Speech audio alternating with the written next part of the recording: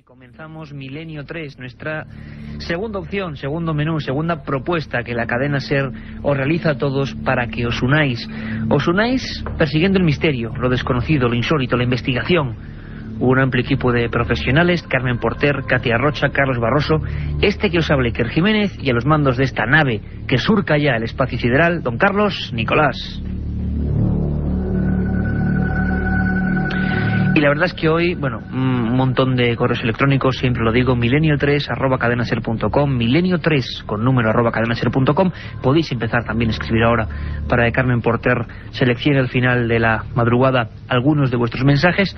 Muchísimos ya antes del programa, porque Roswell ha sido un tema, bueno, desde que el día 1 de junio empezamos este programa. Carmen Porter, buenas madrugadas. Buenas madrugadas. ¿Tú sabías que este es el programa número 60? Pues sí, algo me suponía. Número 60, fíjate, parece mentira, parece que fue ayer cuando el 1 de junio nos poníamos a trabajar. Claro, ya desde octubre son 2 programas a la semana, 2 emisiones, pero número 60, número redondo.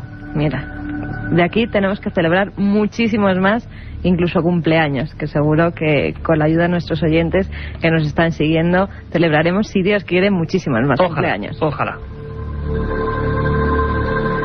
Bueno, pues en este programa número 60, especial, diferente a todos los demás, por supuesto, vamos a seguir. Es imposible no hacerlo con el asunto de Roswell, porque, claro, yo, bueno, pues tengo que decirlo, un montón de comunicaciones queriendo más, bueno, pues muy impresionados con los documentos, pero que se hace muy corto, más aún con ese derbi apasionante Betis-Sevilla que se ha prolongado mucho y que, bueno, pues nosotros estamos aquí para intentar amoldarnos a lo que sea. No sabéis la experiencia periodística que están siendo estos programas, quizá a veces para muchos cortos, para nosotros intensos, que es lo que importa, y llenos de información, y luego ya quizá más relajados, pues ya ahora empecemos a retomar algunas historias. Por ejemplo, ¿os acordáis? Bueno, Roswell, año 47, desierto de Nuevo México, algo cae en ese lugar, algo se recupera, un material extraño, se habla de todo tipo de cosas, entre ellas extraterrestres. Bien, sabéis que nosotros somos ultra escépticos, ultra periodísticos, ni sí ni no ni todo lo contrario, sino dejar ahí las pruebas. Y había un hombre, Francisco Máñez, Paco Máñez, experto en aeronáutica, ha hecho un magnífico trabajo sobre la historia de la aeronáutica y los posibles prototipos que podían identificarse con ovnis. Nos va a dar una pequeña sorpresa, la hemos guardado para la madrugada, una pequeña sorpresa importante, porque es un último informe del FBI. Lo damos ahora a las 3:08. Esto es Milenio 3, la cadena SER. Ha habido una última noticia. 3 años después de Pi 47, en el año 50, hubo al parecer informes del FBI sobre un caso parecido. Escuchamos a Francisco Máñez. Y de eso os puedo dar una pequeña primicia. Hemos localizado un documento del FBI, esto hace 4 o 5 días, fin de semana pasado. Un documento del FBI donde un agente en el año 50 informa a su superior sobre el accidente en Nuevo México. No habla de Roswell, pero habla del accidente de 3 aeronaves, 3 platillos volantes, concretamente en Nuevo México, y describe de nuevo a los tripulantes. Dice que cada aeronave llevaba 3 tripulantes de 1 metro de estatura, con un traje plateado muy pegado al cuerpo y otro traje encima que le recordaba a lo que los pilotos de altas velocidades, como llamaban en aquella época, trajes de presión, llevaban. Claro, hoy, cuando ya han pasado 50 años, aquellos trajes ya no se utilizan. ¿Cómo es posible que aquellos extraterrestres, supuestos extraterrestres, utilizaran la tecnología que estaban utilizando los humanos hace 50 años? ¿Cómo es posible, Carmen Porter? Paco Máñez nos habla de ese informe del año 50, de niños vestidos con trajes de protección de aviadores, pero trajes que ya han sido superados. Es decir, si aquellos eran extraterrestres, ¿cómo es posible que llevaran prendas que bueno, que ya nosotros los humanos hemos avanzado tecnológicamente? ¿Podrían ser niños quizás? Javier Sierra decía que no, pero a mí me deja un poco... Y niños también, ¿para qué iban a utilizar niños en un experimento? Si era una nave experimental, humana, completamente humana, también ¿por qué iban a utilizar esos niños? ¿Tú cómo te quedaste cuando viste la famosa autopsia? Pues la verdad, para mí desde el primer momento yo creía que eran muñecos. A mí me parecieron que no se trataba de seres ni de otro planeta, ni de tipo terrestre, en ningún modo, por supuesto, y que esa autopsia era un fraude. Podríamos conectar con Washington quizás, ¿no, Carmen? Pues sí, allí tenemos a Javier del Pino, que nos va a contar lo último, la actualidad de lo que está sucediendo en Roswell. Hay dos teorías y parece que las va a haber siempre. Una, que el caso Roswell sea un montaje barato. Otra, que sea una tapadera. Se hablaba de 2 cadáveres de extraterrestres recuperados en esa zona. Otros decían que eran 4, con una cabeza desproporcionadamente grande. Casi 50 años después se difundió por televisión la supuesta autopsia de esos extraterrestres. El aspecto del presunto alienígena de la película concuerda con las descripciones de algunos testigos de aquel caso Roswell, testigos militares incluso. Algunos dicen que los cuerpos tienen un aspecto tan plastificado como falso, pero suficientemente difuso como para permitir cualquier especulación y alimentar todavía las dos teorías, que fue un montaje, quizá una broma, o que el incidente es el incidente extraterrestre peor ocultado en la historia militar de Estados Unidos. La otra realidad. Fenómenos extraños. Misterios sin resolver. Milenio 3. En la SER. Bueno, año 95, Ray Santilli, un productor, algunos dicen que de escasa catadura, no lo sabemos, intenta comprar un material filmográfico. Él perseguía unas primeras tomas de Elvis Presley en un instituto y de repente se encuentra con un supuesto cámara que le ofrece esta primicia mundial. Todos nos preguntabais la conexión entre el caso Roswell y la grabación. Creo que quizá lo más interesante, lo mejor, es volver a tener aquí entre nosotros a don Javier Sierra, que nos lo va a explicar perfectamente. Vamos a charlar para saber, qué ocurrió, qué pasó, fraude o no, muñeco, niño con porfiria, se llegó a decir, verdadero ser de otro mundo. Javier Sierra, buenas madrugadas. Buenas madrugadas. Año 1995, una misteriosa autopsia. La conocemos porque en España un canal privado, Antena 3, emitió aquellas imágenes. En el resto de Europa, tú lo cuentas en tu libro, en Roswell, Secreto de Estado, que además era el libro que vamos a comentar en nuestra biblioteca después. Hablas de 9 millones de audiencia, rozando los 9 millones en Francia. Hablas de unos 6 millones en el Reino Unido. En España también la expectación se rondaron los 3 millones. Sin embargo, la historia es más compleja. Tú asistes a una premier, podríamos decir, a unas primeras imágenes. Te indignas también porque crees que empieza a haber negocio. Brevemente, pero ¿cómo fue? ¿Cómo tomas contacto tú con esta historia de la autopsia, supuesta autopsia de ese cadáver alienígena de Roswell? Bueno, la película de las autopsias se emitió fragmentadamente en septiembre de 1995 por Antena 3 Televisión.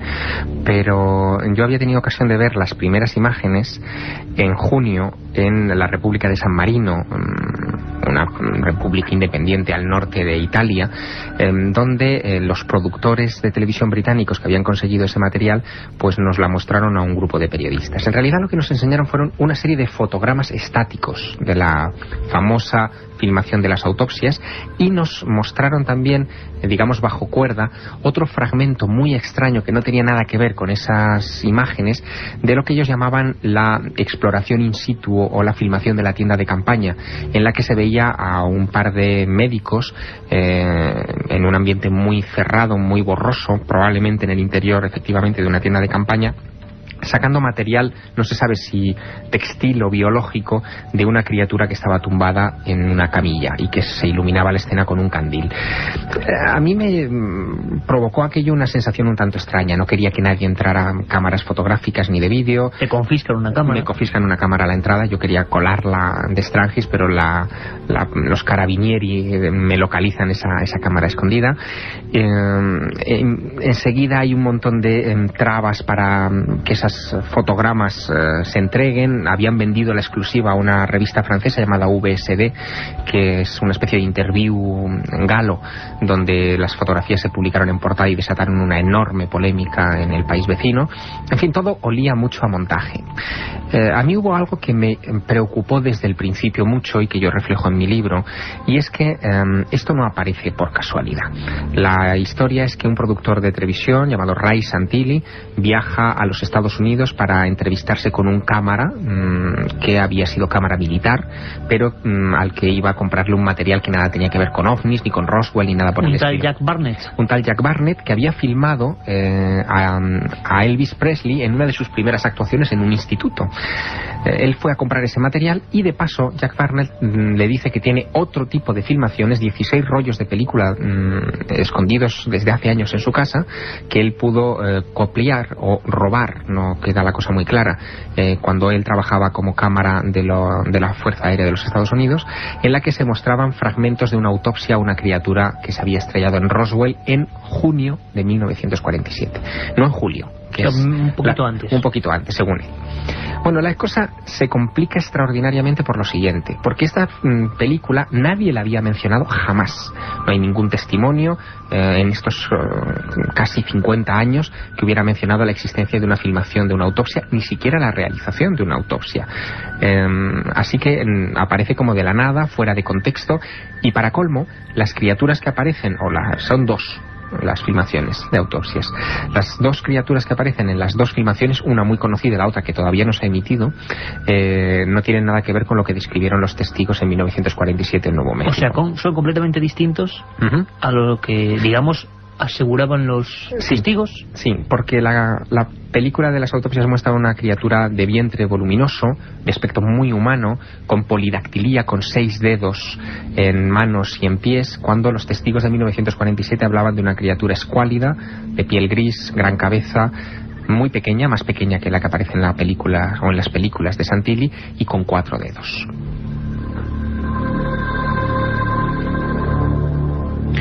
Bueno, ahí tenemos las primeras imágenes. Seguro que toda la audiencia, Javier, está visualizando con la magia de la radio, la magia de la cadena SER de Milenio 3, esas escenas que seguro que a muchos también le vienen a la mente. Y tú enseguida, digamos, también reparas en que hay una intención, no sé si insana o no, de no ofrecer ese material sin duda de interés mundial y para la humanidad, sino de comercializar quizás historia, ofrecer un primer anzuelo, luego llegar a acuerdos con televisiones y todo el mundo. Tú sospechas, ¿no? Según cuentas en el libro, tú sospechas. Sí, bueno, que mi formación es como periodista, como la tuya, y tú sabes que un documento gráfico tiene valor en tanto en cuanto existe un testimonio humano detrás de ese documento gráfico. Y en este caso no existía ese testimonio humano, es decir, Jack Barnett no aparece nunca, no es puesto a disposición de investigadores o de periodistas para ser entrevistado independientemente. Dice que debe proteger su identidad porque al fin y al cabo está vendiendo un material que él ha sustraído del top secret del gobierno de los Estados Unidos, y por lo tanto no quiere salir nunca a la palestra. Es el primer elemento de choque extraño. Tampoco se dan las credenciales ni elementos históricos que puedan ser verificables independientemente de lo que cuenta el productor británico que comercializa las imágenes. Y por si fuera poco, lo que más me escama es el momento en el que aparecen estas películas. Estamos hablando de 1995. En 1997 se cumplirían los 50 años del caso Roswell y en Estados Unidos existe una norma, un dispositivo legal que dice que cuando han pasado medio siglo de un acontecimiento clasificado como alto secreto, ese material puede ser reclamado a través de las diversas leyes y organismos que lo permiten, como la Ley de Libertad de Información, y acceder a esa información secreta. Es decir, faltaban solo 2 años para que caducara, por decirlo de una manera más gráfica, el secreto oficial sobre el caso Roswell. Y ocurre esta aparición de las películas de las autopsias cuando estamos en medio de una controversia legal sin precedentes en la historia de la investigación ovni mundial. En esas fechas, desde hacía un año aproximadamente, un senador norteamericano de Nuevo México estaba presionando, apretándole las clavijas al gobierno de los Estados Unidos para desclasificar toda la información secreta sobre los ovnis. Antes de que se desclasifique la información oficial por vía de la Oficina General de Contaduría, un dispositivo legal extraño que se monta ahí para presionar al gobierno y que revele su dossier secreto sobre el caso Roswell, que existió y existe probablemente todavía hoy, el propio gobierno de los Estados Unidos hace una argucia única. Emite, fíjate el tiempo que había pasado, un segundo comunicado oficial sobre el caso Roswell en 1984, en el verano del 84, un año antes de que apareciera la película de las autopsias, y que no había emitido ninguna otra cosa desde el verano del 47, diciendo que lo que cayó en Roswell no era un globo sonda. Era del 94. Del 94. Reconociendo que lo que había caído en Roswell no era un globo sonda, sino un globo, seguían un poco en la hipótesis, espía, que pertenecía a un proyecto llamado Mogul, ultrasecreto, realizado por la Universidad de Nueva York en el desierto de Nuevo México, que consistía en una cosa muy curiosa. Consistía en elevar micrófonos a las capas altas de la atmósfera para escuchar las eventuales explosiones atómicas de pruebas nucleares que podrían estar haciendo los soviéticos en Siberia. El proyecto fue un fracaso, se lanzaron más o menos una veintena de globos, y lo que decía ese informe de 1984 es que el globo número 9 de aquel proyecto había sido confundido con un platillo volante por la Fuerza Aérea de los Estados Unidos. Nadie cree la hipótesis, entre otras cosas porque el proyecto Mogul utilizaba globos que, vale, eran secretos, pero apenas se diferenciaban de los globos sonda convencionales. Era imposible que un oficial de inteligencia, que toda una base militar como Roswell, confundiera un globo sonda de los que ellos mismos lanzaban todos los días con un platillo volante extraterrestre. Era un absurdo total. Y cuando esa explicación ya no ha convencido a nadie, de repente aparece la película de las autopsias. La gente se olvida de las presiones legales sinceras, es decir, bien hechas, para recuperar esa versión oficial de los hechos del caso Roswell, y todo el mundo se concentra en la pequeña pantalla en esa autopsia. Como no hay manera de verificarla, se produce un desgaste informativo. Todo el mundo habla de las autopsias, aparece en informativos de todo el mundo, se comenta en programas de radio, salen libros, pero nadie da la última palabra sobre las autopsias, y al no haber un testimonio detrás de las autopsias, la gente termina pensando que eso es un fraude y que, por tanto, el caso Roswell también es un fraude. Y tú coges esas imágenes, ese material, logras llevarlo hasta algunos, por ejemplo, expertos forenses como el doctor José Manuel Reverte Coma, también buen amigo de este programa, incluso en el Hospital del Aire.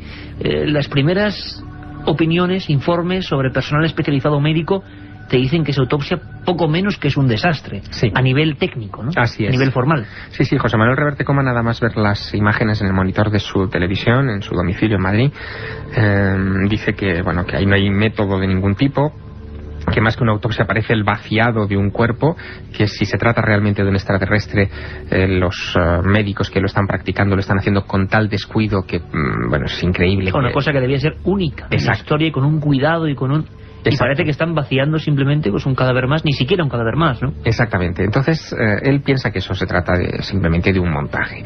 El problema es que lo que nos ha llegado a nosotros son más o menos unos 18 o 19 minutos de autopsia, pero que no son una filmación continuada, son fragmentos unidos entre sí, pero son rollos de película desordenados. Y un detalle que creo que es muy importante: nunca hasta la fecha se ha analizado, para datarlo, un fotograma de 16 milímetros con una imagen de la autopsia en él. Es decir, siempre se han dado colas de película donde no había ningún tipo de imagen para analizar, pero nunca un solo fotograma con el marciano, por decirlo de alguna manera. Se cuenta en su día, Javier, que es una de las partes de la gran polémica y de los informes que las agencias de prensa difunden por todo el mundo, y es que la prestigiosísima casa Kodak había, en un primer momento se dice, oficialmente admitido que, bueno, que era un rollo del 27-47, que sería la fecha clave para todos nosotros, o del 67. Pero claro, lo que se entrega no es una filmación con las imágenes del extraterrestre, podría ser cualquier otra filmación, ¿no? Claro, se entrega lo que se llama una cola de película, es decir, aquello que se utiliza para engancharlo en la bobina y proyectarlo, no en sí la propia película con imágenes de la autopsia. También hay otro detalle que ha surgido en estos últimos años, porque sobre esto ocurrió en el 95, pero del 95 al 2003 pues han ocurrido muchas cosas, ¿no? Y uno de los detalles que también ha puesto el dedo en la llaga en todo este asunto es que ya se sabe que esa película que yo vi en San Marino de la autopsia en la tienda de campaña, esa oscura que nos enseñaron y que no tenía nada que ver ni en su escenografía ni en los personajes que aparecen en ella y tal con la famosa película de las autopsias, es un fraude. Se sabe que es un fraude, se conocen los actores que perpetraron ese fraude, se sabe que Ray Santilli la comercializó ex profeso para sacar dinero, pero que no pertenecía al lote supuestamente obtenido de Jack Barnett. Con lo cual... Pero esto quizá sea decir demasiado, ¿no? Bueno, en el sentido de que, por lo tanto, puede que invalide el resto de las películas también. Hombre, hasta la fecha, desde luego, yo creo que lo pone bastante en cuarentena. Mi óptica es que todo este asunto de la película de las autopsias fue un programa de desinformación, de intoxicación para desacreditar el caso Roswell 2 años antes de que se produjera esa desclasificación legal o natural de la información sobre el incidente, y cuando llega el año 97 nadie se preocupó de reclamar esto. En el año 97, no obstante, ocurrió algo. El 24 de junio de 1997, coincidiendo no con el 50 aniversario del caso Roswell, sino con el 50 aniversario del inicio de la moderna era de los platillos volantes, cuando se ven aquellos 9 objetos luminosos sobre el monte Rainier, entre la frontera de Estados Unidos y Canadá, y que despertaron la fiebre en la prensa mundial, pues coincidiendo con ese 50 aniversario, en el Pentágono se convoca una rueda de prensa para explicar el caso Roswell, definitivamente. Es el Pentágono. En el Pentágono. Y un oficial del Pentágono, esto lo retransmitió a CNN, a todo el mundo. Imagínate la emoción del momento, ¿no? Un oficial del Pentágono muestra unas imágenes top secret que tratan, según él, de desmontar el caso Roswell y contar lo que allí pasó.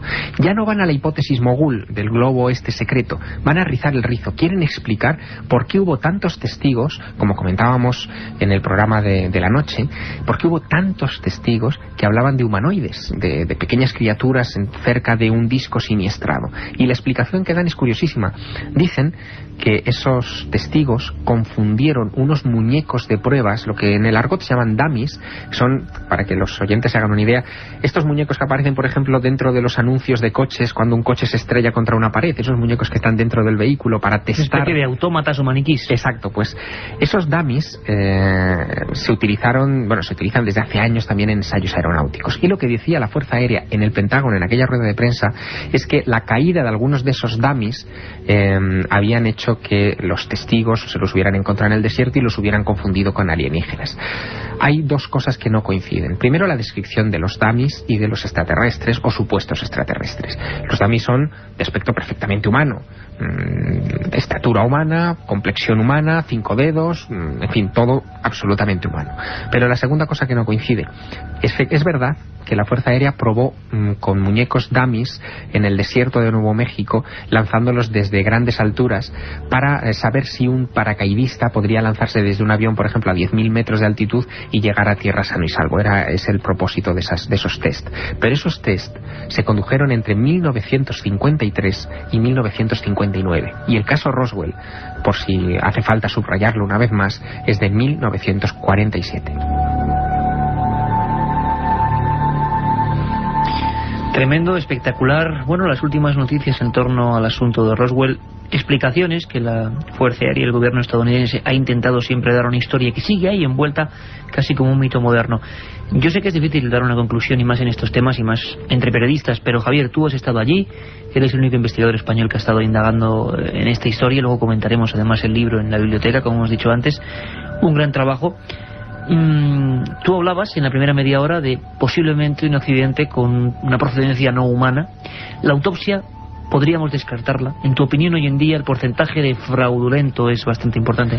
Bueno, no hay pruebas para decir que la autopsia es un fraude o para decir que es auténtica, pero dadas las circunstancias en las que aparece, la falta de transparencia informativa que ha habido sobre este asunto, la utilización absolutamente comercial o mercantilista, la negativa incluso, porque tú lo comentas, a esos productores, Santilli y compañía, a ofrecer el rollo entero, los rollos enteros, para que la Kodak haga un análisis en consecuencia. Exacto. Eso, por ejemplo, es muy sospechoso, ¿no? Sí, todo ese tipo de indicios a mí me permiten colocar el asunto en la balanza y decir que en un 85 o 90% yo creo que la autopsia, primero, no es vinculante al caso Roswell, y segundo, probablemente es un fraude, y en un 5% dejamos esa duda abierta en tanto en cuanto aparezcan las pruebas contrarias que puedan demostrar su autenticidad, aunque yo sospecho que esto no va a suceder. En titulares han quedado para siempre, al menos en este país, relacionados con Roswell: alto secreto, secreto de Estado.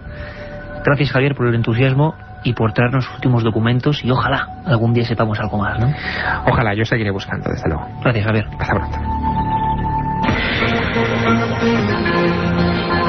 La otra realidad. Milenio 3. En la cadena SER. Si quieres viajar a lo desconocido, no dejes de leer El Archivo del Misterio de Iker Jiménez, los libros del tercer milenio. Colección El Archivo del Misterio de Iker Jiménez, publicado por Editorial Edad. Próximos títulos ya a la venta: La Sábana Santa de Carmen Porter, Casas Encantadas de Francisco Contreras, El secreto de la Gran Pirámide de Manuel Delgado.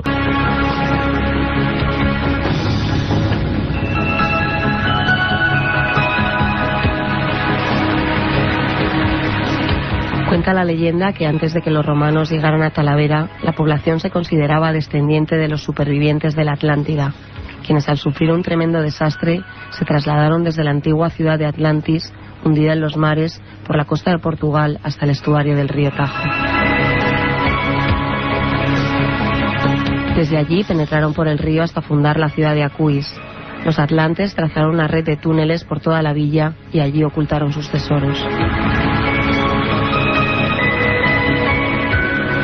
Debido a un terrible terremoto, el río Tajo cambió de curso, deslizando su cauce más al sur, con lo cual gran parte de la ciudad quedó sumergida. Sin embargo, lo que más sufrimiento causó entre los atlantes fue la inundación de casi todos los túneles y la consiguiente pérdida de todas sus riquezas.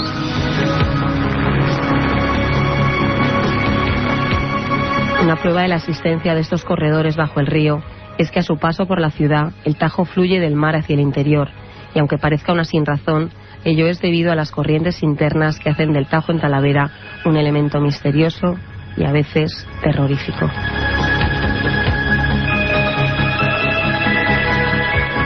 En el año 1940, una vez terminada la Guerra Civil, un grupo de artificieros del ejército se personó en una casa de la Ronda del Cañillo para verificar un túnel en el que durante la Guerra Civil los habitantes del barrio se habían refugiado de los bombardeos republicanos. Cuando los militares salieron, muchos de ellos horrorizados de lo que habían visto, comunicaron al Ministerio de la Guerra su secreto y procedieron a sellar el bloque de piedra que daba acceso a los túneles.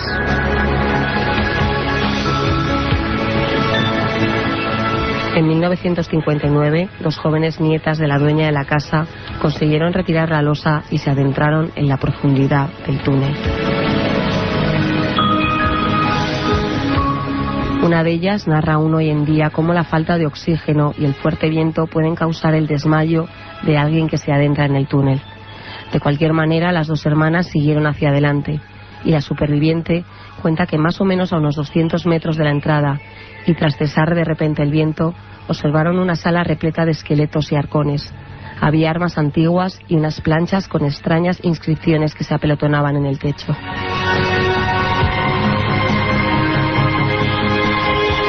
Luego oyeron unos ruidos y pudieron ver a unos hombrecillos muy pálidos y con los ojos enrojecidos que las miraban desconfiadamente. Carecían de pelo y no medían más de 1,5 metros. Uno de ellos dijo algo en una extraña lengua y luego una fuerte corriente de agua desató sobre la sala mientras los hombrecillos desaparecían entre los huecos de la pared. Ambas hermanas corrieron en dirección contraria a la que habían llegado, pero una de ellas tropezó y fue engullida por las aguas. La otra logró subir por el túnel hasta que un hortenano la encontró en el fondo de un pozo en el Cerro Negro. La joven sobrevivió y contó toda esta historia, pero nadie la creyó. De su hermana se supo un mes después, cuando su cadáver, descompuesto, apareció flotando en la isla del Chamelo. La autopsia confirmó que no había muerto ahogada. Sus pulmones estaban intactos. Tenía por todo el cuerpo unas marcas como de pequeños dientecillos afilados de diferentes tamaños por donde le habían extraído toda la sangre de su cuerpo.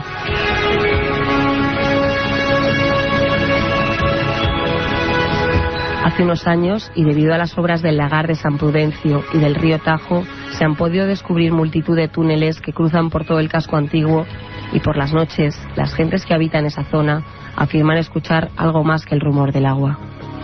Muchos aseguran escuchar auténticas conversaciones de voces agudas que hablan en un dialecto desconocido y chillan como desesperados. No dejan de chillar.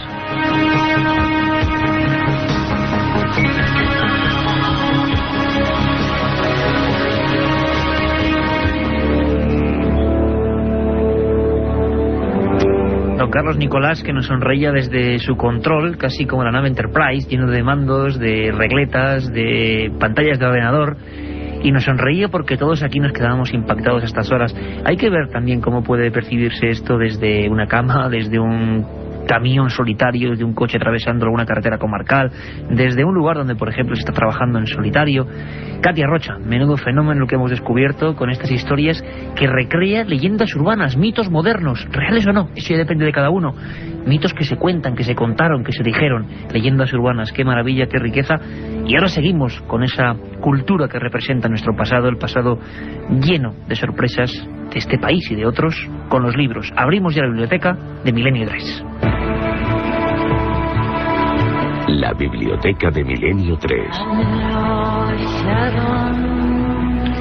Y lo hacemos y rápidamente con un libro que hoy ha colapsado, digamos, la actualidad informativa de Milenio 3. No podía ser otro. Colección al límite, editorial Edad, Roswell, Secreto de Estado. Roswell, Secreto de Estado. Autor, Javier Sierra.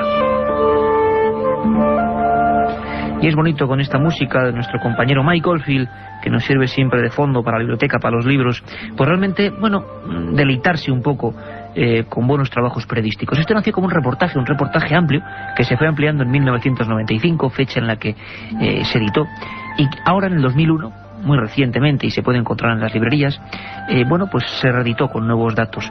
Una investigación maravillosa, una investigación que, bueno, no concluye al final, como casi todas nuestras investigaciones, pero que arroja todos los datos, todas las imágenes, no solo de la autopsia, de la que hemos hablado esta madrugada, sino de todo lo que pasó en torno, sin duda, a uno de los más enigmáticos casos de la historia de los ovnis, con la repercusión de aquellas primeras fotos que Javier publicó en la revista Año Cero en su época, con portadas de Cambio 16 enteras, con el VSD, la gran revista Magazine de Francia, y sobre todo con la reencuesta de testigos, como hoy hemos podido escuchar, de 10:30 a 11.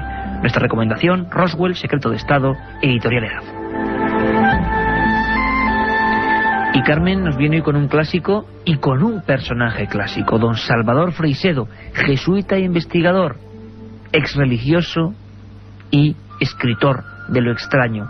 ¿Qué nos traes, Carmen? Pues esta noche traigo Extraterrestres y religión. Menudo cóctel. El autor, como bien has dicho, Salvador Freixedo. La editorial Diamond. Se publicó en 1980 este libro y pertenece a la colección Enigmas del Universo. Como siempre, hay que recojo unas palabras del autor que nos dice: quiero dejar bien claro que este no es un libro para demostrar la existencia de objetos volantes no identificados. De su existencia y aparición en nuestros cielos, ningún hombre de nuestro tiempo, sin prejuicios, puede tener la menor duda. Como bien decía Siquer, Salvador Freixedo fue sacerdote, perteneció durante 30 años a la Compañía de Jesús y a partir de su rompimiento con esta compañía comienza a estudiar la fenomenología paranormal y publicar libros como el que estamos comentando esta madrugada. En esta obra, Salvador nos dice que el fenómeno religioso y los ovnis no son contrarios, sino que se complementan. También nos habla sobre la ocultación de los gobiernos en torno a los casos de ovnis, o nos muestra referencias que, según él, aparecen en la Biblia y hablan de extraterrestres.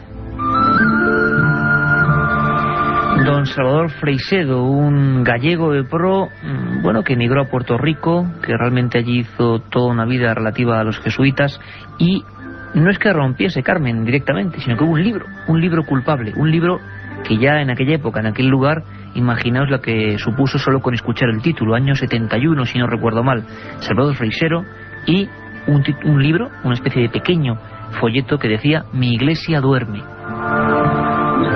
A partir de ahí la expulsión del país y de la orden. Y a partir de ahí una vida íntegra, puede que quizá muy efusiva, muy crédula, quizá por ejemplo para el equipo de Milenio 3, pero llena, creo yo, de honradez. Un día quizá, Carmen, ¿verdad?, traigamos a Salvador Freixedo, hablemos con él, porque ya es toda una veteranía y un montón de experiencias buscando lo extraño. ¿Qué te parece? Seguiremos hablando también de sus libros, que tienen muchos y algunos de ellos muy interesantes. Y sin más preámbulo nos vamos a un lugar también veterano en leyendas, en misterios, en enigmas. En el viejo continente se habló de un diablo, de un demonio. Algo extraño, ¿verdad? Ese personaje también nos sirve, como ocurre siempre con los viajes de Carlos Barroso, para comprender toda una realidad, un entorno, una nueva maravilla, un turismo distinto. Les dejo con él, con nuestro viajero, que atraviesa el cañón de Avon.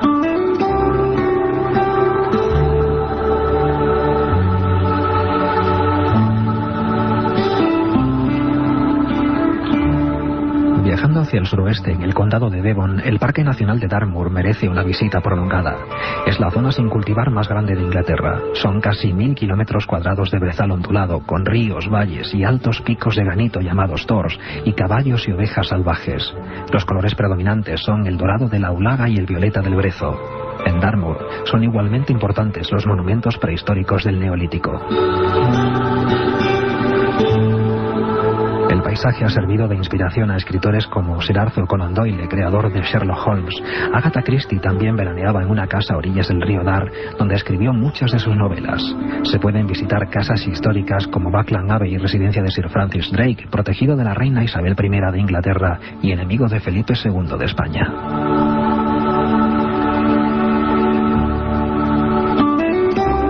Exeter es la capital del condado. Tiene una larga historia que se recuerda en las murallas romanas, pasajes bajo tierra, una bella catedral y sobre todo el primer ayuntamiento del reino. Pero esta región también es conocida por un impresionante misterio que aún no ha sido resuelto.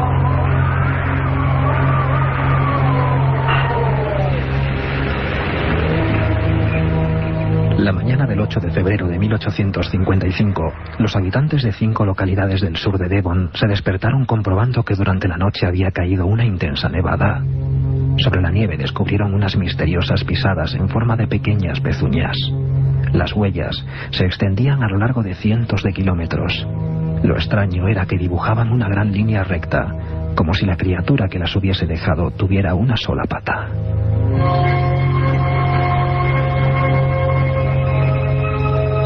Las misteriosas pisadas se extendían por senderos a través de los campos, cruzaban riachuelos, subían por paredes y tejados y atravesaban puertas que durante la noche habían estado cerradas.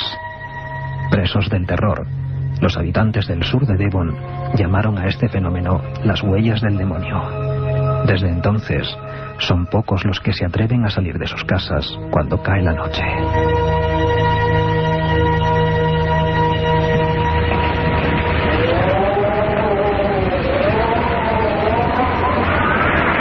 Milenio 3. Periodismo de lo desconocido. En la SER. Madre mía, el amigo Carlos Barroso, sus viajes y las huellas del diablo, uno de esos casos que ponen la carne de gallina y que hacen que, bueno, que conozcamos el mundo de un modo distinto, diferente, viajando con la mochila a cuestas, con los ojos bien abiertos para captarlo todo, pero saltando de enigma en enigma, y eso nos sirve para conocer mejor nuestro entorno. Yo creo que es una forma diferente de viajar. También viaja a su manera nuestro amigo Santiago Camacho, todos lo conocéis, el conspiranoico de este programa, y preguntáis mucho por sus temas, y hace bien poco nos escribíais hablando de Waco. Quizá el nombre así no diga mucho porque pasó hace 10 años ahora, se cumple el 10º aniversario.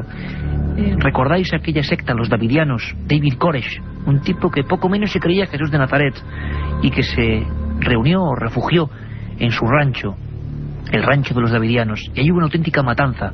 Intervinieron las fuerzas del orden, hubo sangre. Bueno, ahora nuevos documentos hablan de otra historia que no se nos contó bien. Y como siempre, en esa tramoya del misterio, en ese lado oculto de las cosas, Santiago Camacho y su conspiración.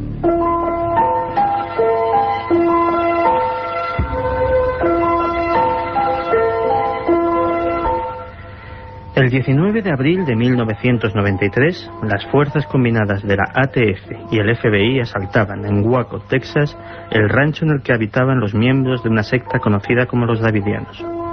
La acción se saldó con casi un centenar de muertos, muchos de ellos niños, y un sinfín de dudas sobre cómo aquella operación pudo salir tan rematadamente mal.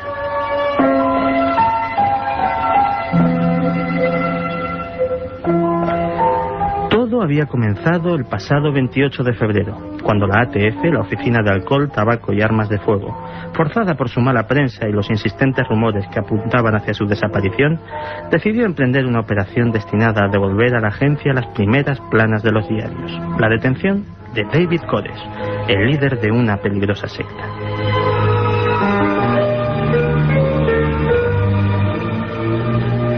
Pero una misteriosa llamada anónima avisó a los davidianos de la llegada de las tropas federales y les aseguró que su propósito era entrar a tiro limpio en el rancho sin importar la presencia de mujeres o niños. Con fanática determinación, David Koresh y sus lugartenientes decidieron que venderían cara a su vida y tendieron una emboscada a los agentes.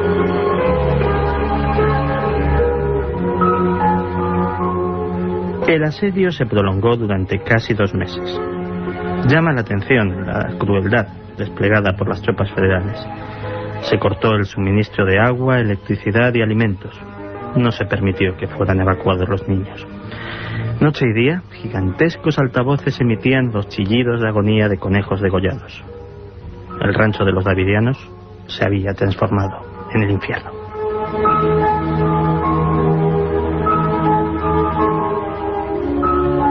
El asalto llegó por sorpresa. Tanques, helicópteros y francotiradores suficientes como para invadir un país de pequeño tamaño se lanzaron a sangre y fuego sobre los hambrientos y agotados davidianos. Se emplearon gases lacrimógenos inflamables que desencadenaron un devastador incendio, del que nadie pudo escapar con vida. Los vídeos tomados desde los helicópteros muestran cómo los que intentaban escapar de las llamas eran rematados por los francotiradores.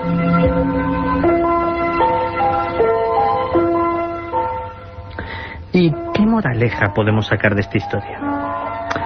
Tal vez que por muy malo que sea el fanatismo religioso, que hace que una secta se aísle del mundo y viva su propio universo de paranoia, peor es sin duda el fanatismo administrativo, capaz de otorgar a una agencia gubernamental el poder de abrazar a un centenar de hombres, mujeres y niños sin tener que dar cuentas a nadie.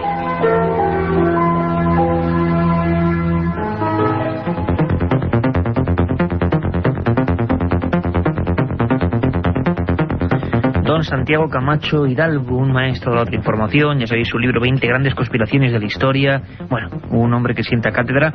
Como decía antes, ese es un término que nuestro corresponsal en Andalucía puso de moda, o al menos a mí me gusta mucho, la tramoya del misterio, ¿verdad, Carmen? El otro lado de las cosas, lo que no se ve habitualmente, la cara oscura. Ahí está Santiago Camacho, el mejor cronista de esos mundos que puede uno imaginar.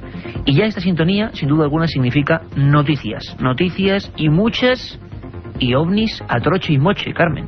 Hemos dedicado el programa de la media hora a ovnis. Ahora también en la madrugada volvemos con Roswell.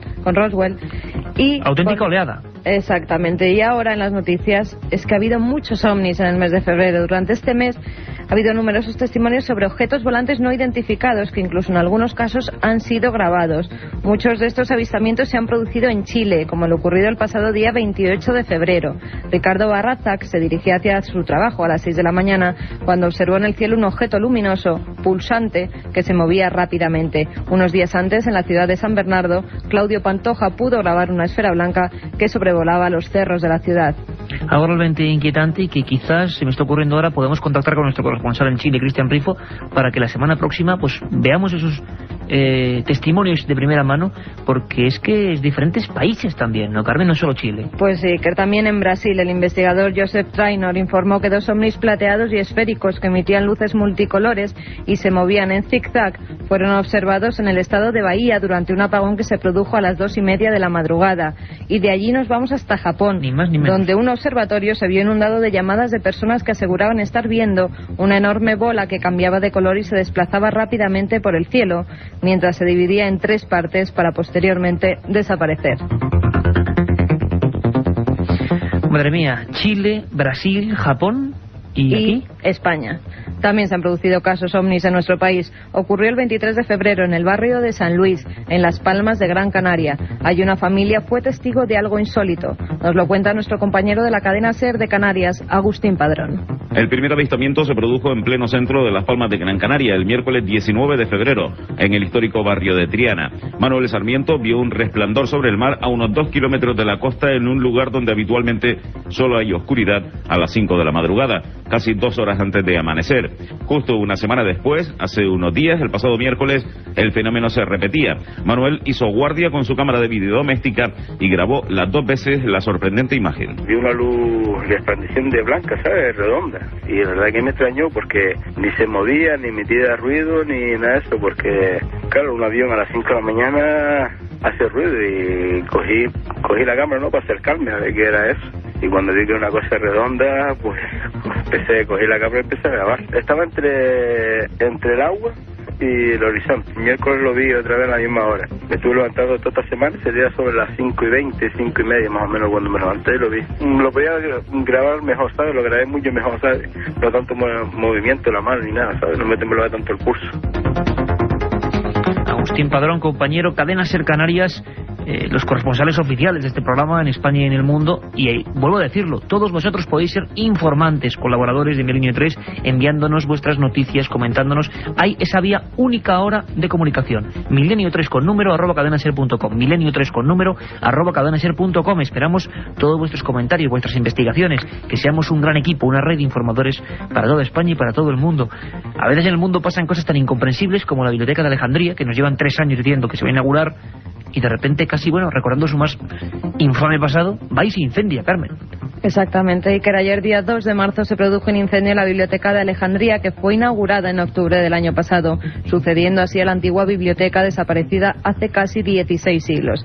Al parecer, un cortocircuito fue el que provocó que la 4ª planta del edificio, donde se encuentra el área administrativa, comenzara a arder. Según el director de la biblioteca, la sección en la que se encuentran los libros y documentos históricos no fue alcanzada por las llamas. También el Museo de Antigüedades, el Museo Científico y la Sala de Exposiciones se mantuvieron a salvo. Lo que es difícil de creer, pero los teletipos así lo afirman, escuchad bien todos, es que Isaac Newton, que desde luego no era ningún Nostradamus, ni ningún profeta, dicen que predijo un fin del mundo hacia el año 2060. Según ha asegurado la televisión BBC, obra en su poder un documento escrito por Newton, en el que predice, según cálculos basados en la Biblia, el fin del mundo para el año 2060. Al parecer, el documento fue hallado en una colección sobre Newton, que se halla en la Biblioteca Nacional Judía de Jerusalén.